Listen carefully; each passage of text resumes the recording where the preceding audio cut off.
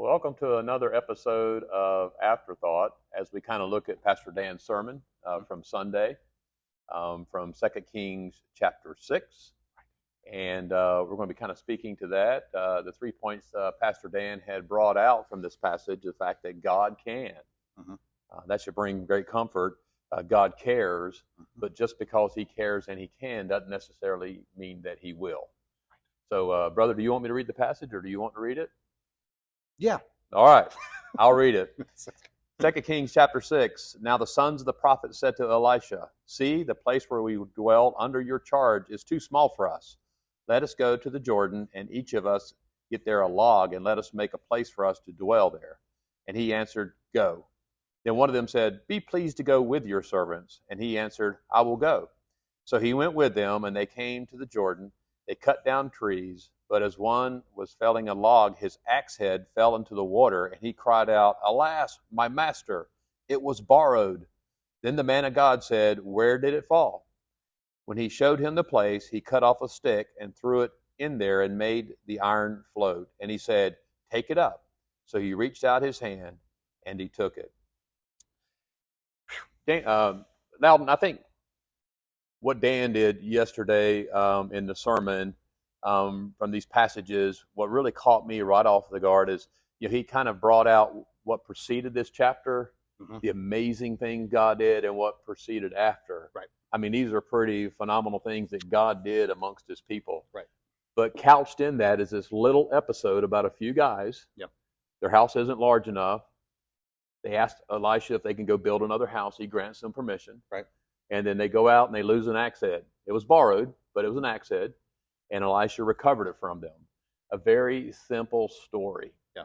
But I think it really shows us within this passage, and Pastor Dan did a great job to bring out the fact that God cares about every aspect of our life. Yeah. And before we kind of look at the text some, I want to ask you a few questions as a parent of 3 boys. Yeah. You're a father, right? Do you truly care about every aspect of your child's development and what's going on in their life? Yeah. Oh, definitely. I mean, it's given the opportunity, there is almost no detail too small. Yeah. I'm fascinated by those tiny humans and where their head's at, where their heart's at. Yeah. The amount of care I have for them is a lot. Yeah. And I'm going to embarrass you here a little bit. You showed me this video of something little Lachlan just was enjoying to do in front of you. Yeah. And what caught me is you actually took an opportunity to film this and you enjoyed it. Would you mind sharing that? Yeah. So we're in the midst of potty training. So we're at that place where he wears a diaper to bed and to nap, and that's it. But he filled his diaper up during his nap. So we get him up and he's got a full diaper and he's not wearing diapers a lot anymore. And he's not even using the bathroom in them anymore. So it's like, it's a great thing as a parent. But the part that was so funny was that it was full. So he's now like, what is going on here? So he's got this very heavy diaper and he starts to do this dance where he's just doing pelvic thrusts and he's just walking around the house like, "Yo, look at this." And he thinks it's hilarious. He's losing his mind. We're losing our mind. And then he's just running around doing a weird full diaper dance. And it was so funny. Yeah, it was quite incredible. I know you don't have the advantage of seeing the video, but I mean, he was enjoying himself. And what amazed me is this is just a little thing, but your whole family kind of gathered around that little thing and enjoyed it. Yeah. I mean, when we raise children, we know there's big things. We want to get them an education. We want to build their confidence. We want to, do all these things so they might succeed. Right.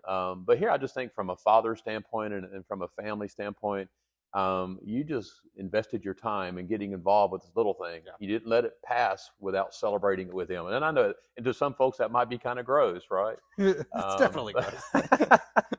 But it is something that he certainly enjoyed, and it really demonstrates, a concern, a care for the little things, which I think is what I know is what Dan was bringing out in our life, that God cares about every little thing. Yeah.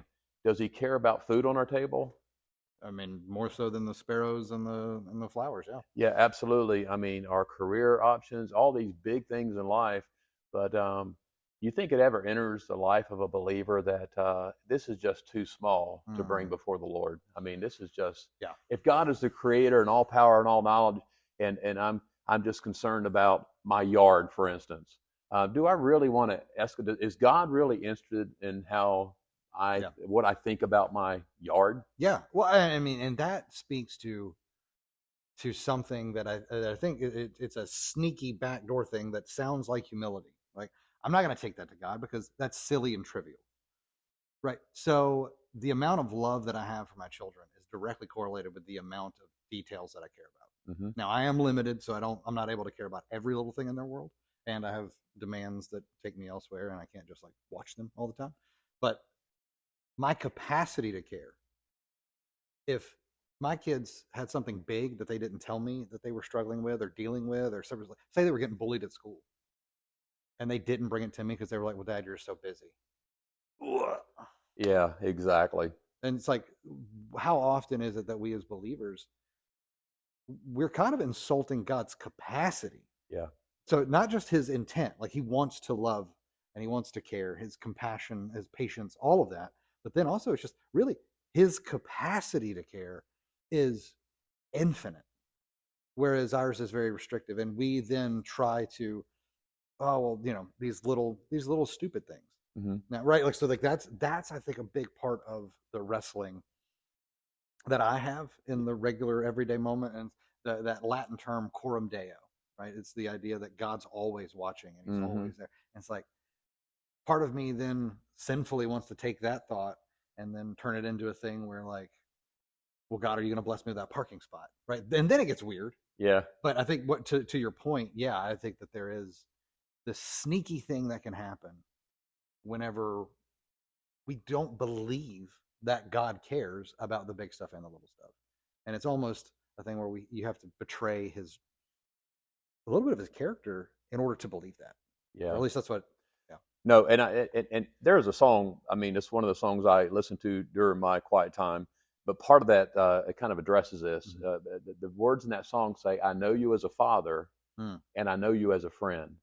Ooh, okay. Um, and I think it addresses this because I'll come in and I'll share with you something that happened over the weekend. Just insignificant, just friend talk, right? Right. Um, but I think our Father also wants to be our friend, and He wants to know about those times. Yeah. Even as Dan was praying going to the beach, Lord, it's such a small thing, um, you know.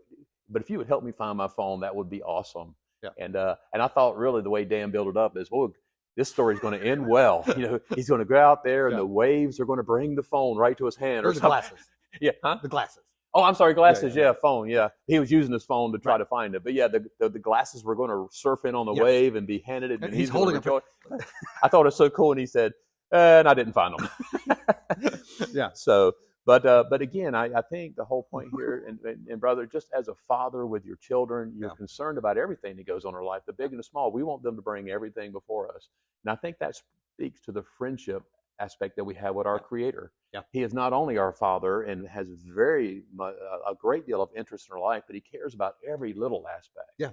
And we kind of move on to the next point, the fact that we know if God is truly omnipotent and omniscient and omnipresent, all those omnis there. Yeah. I mean, He's all powerful, all knowing, ever present, and He can do all things, Right. and He cares about us intimately.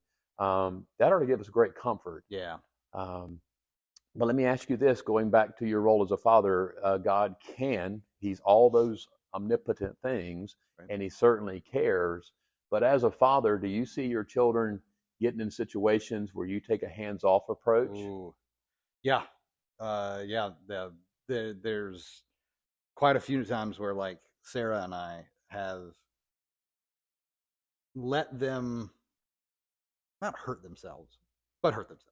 At the same time, though, it's like there's limits. Yeah. But you do, yeah. There are times where it's for the good of the person to let them experience the full spectrum of things that can be experienced in that situation, but it doesn't make you any less loving. As long as CPS doesn't get called. Yeah.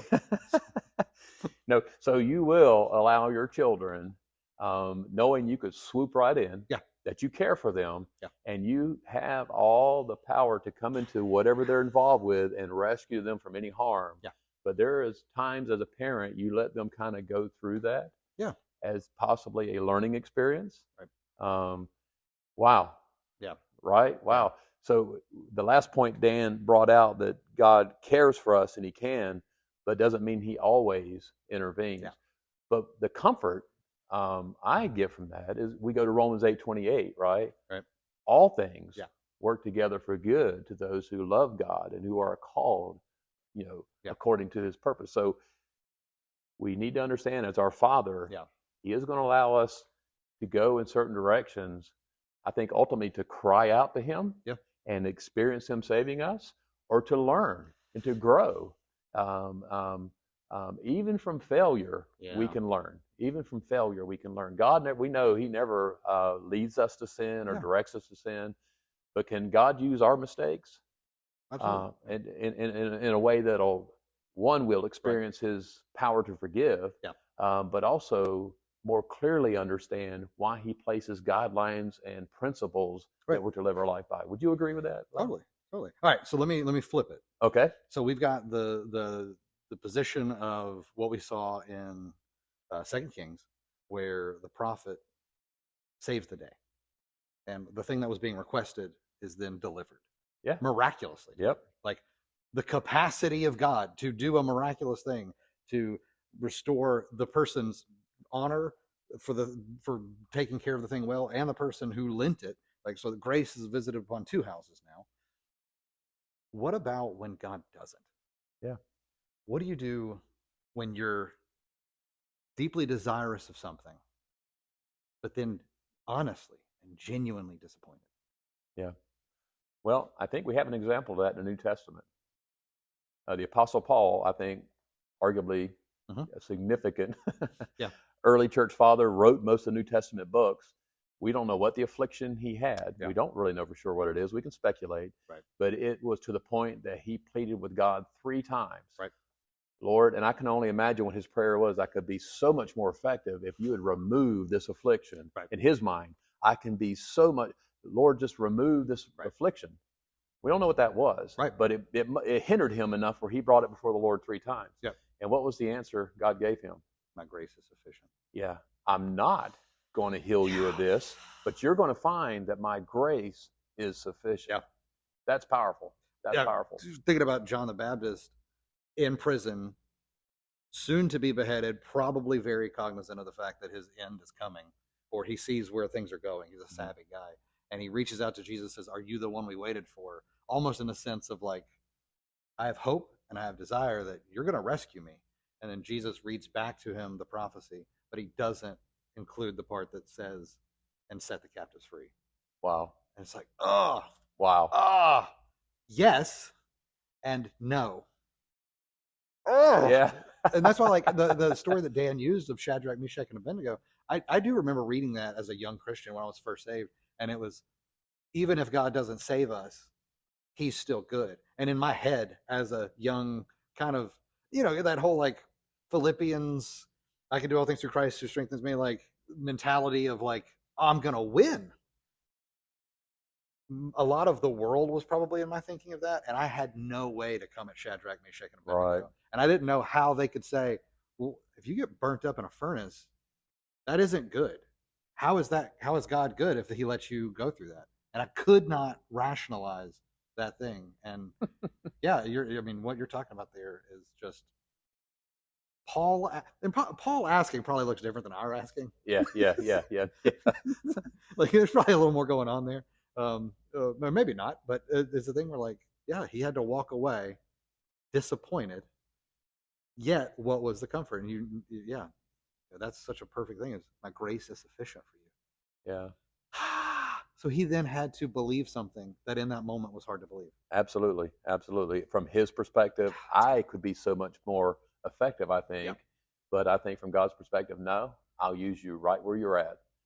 Even with this affliction, I'm going to use you. And I even think of Moses, and I don't want to get into that, but the speech impediment. Lord, how can I do this? I can't even put 2 words together. I wish Dan would have touched on that. Yeah, well, yeah. Hey, one final thing, I guess I would like to ask. As you raise your three boys, so when you had Owen, he was your firstborn, right? So after you went through them, it was simply writing these instructions down. That way you could, you know, the other two boys just follow the exact same plan. In other words, you didn't have to treat them differently. Or did you?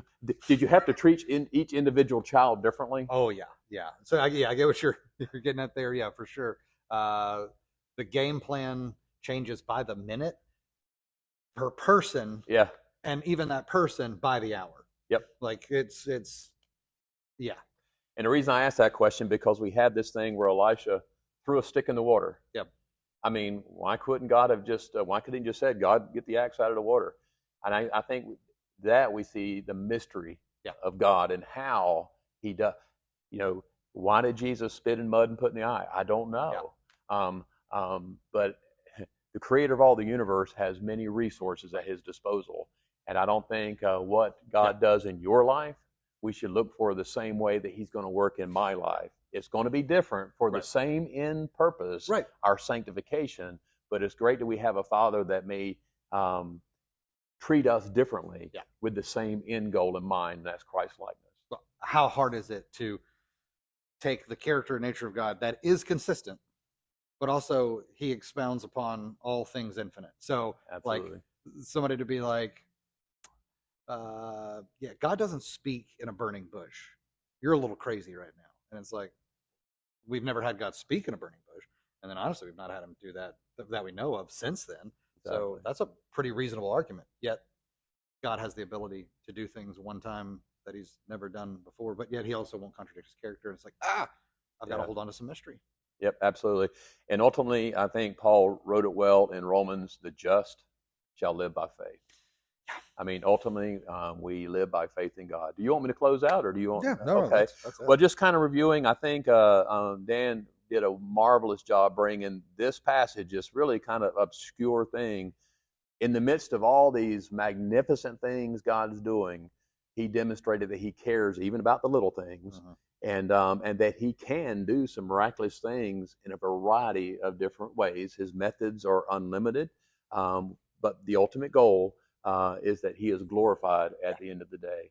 But we always need to be mindful that just because God cares and He can doesn't always mean He's going to exercise or demonstrate Him in a way that we would like for Him to. And then we need, if we're a just people because of Jesus, we need to be a people that just simply live by faith, that whatever, if He's not answering away, I am still going to seek passionately after Him.